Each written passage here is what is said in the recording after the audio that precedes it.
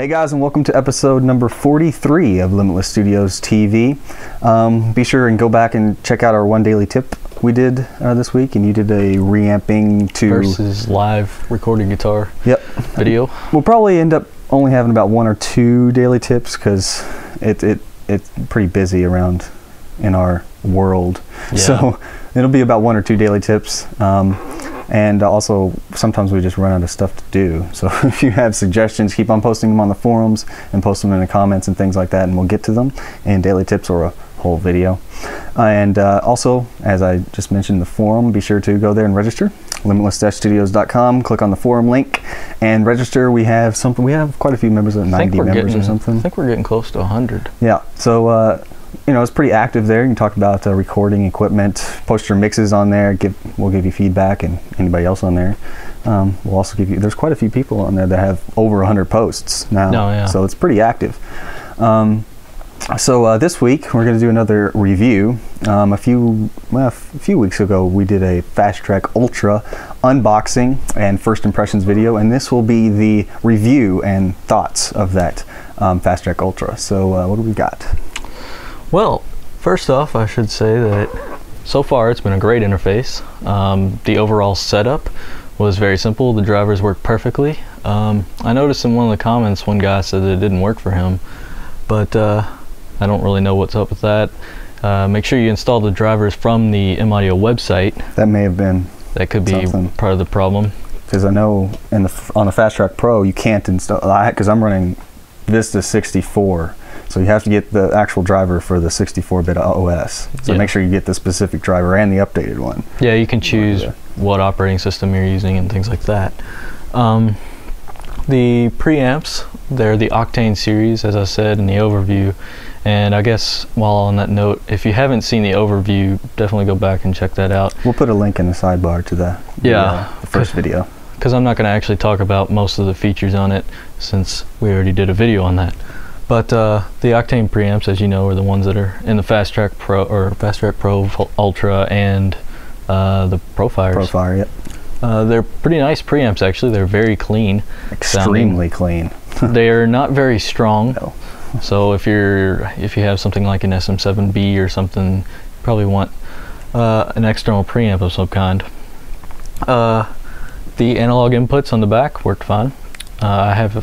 Some people were curious how I've the mixer running into the Fast Track Ultra, and I have the main outputs of the mixer left and right going into the inputs 5 and 6 on the Fast Track Ultra, so that I can have two extra channels for recording at one time.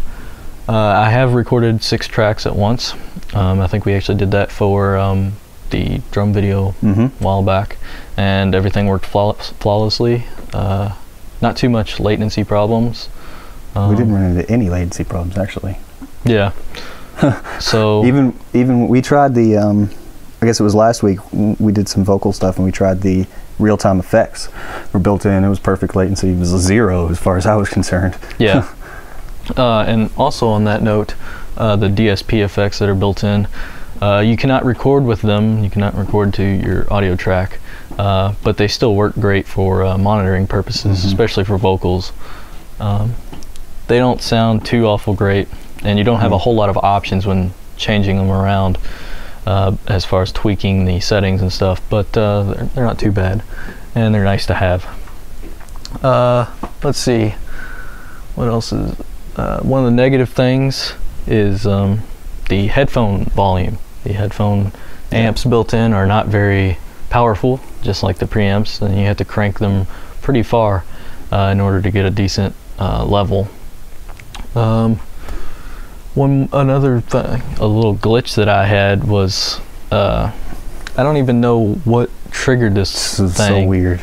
But we came back from I guess it was dinner one Sunday, and we were going to record some tracks, and the channels 3 and 4 were reversed. So the mic input that was actually in channel 4, the LED was showing up on channel 3, and actually the whole signal was showing up. Yeah, it wasn't like bleed. Yeah, it wasn't. It was the actual channels were swapped. Yeah, It so was very odd. So the channels must be controlled somehow through software or firmware or something like that. And there was a little glitch there.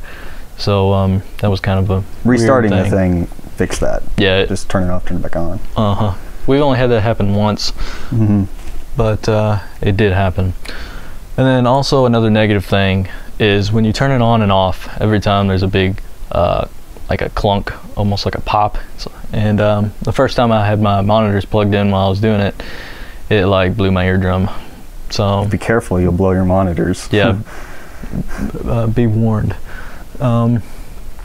Overall, it's pretty good. I haven't tried it with Pro Tools yet. I'll probably be getting Pro Tools here in a month or two, maybe sooner. And so we'll see how it works on there. It's supposed to work. The demo did not work, but yeah, you had the demo, but it wouldn't recognize the interface. For some reason, Pro Tools wouldn't recognize the interface. Yeah, I'm trying to think if there's anything else.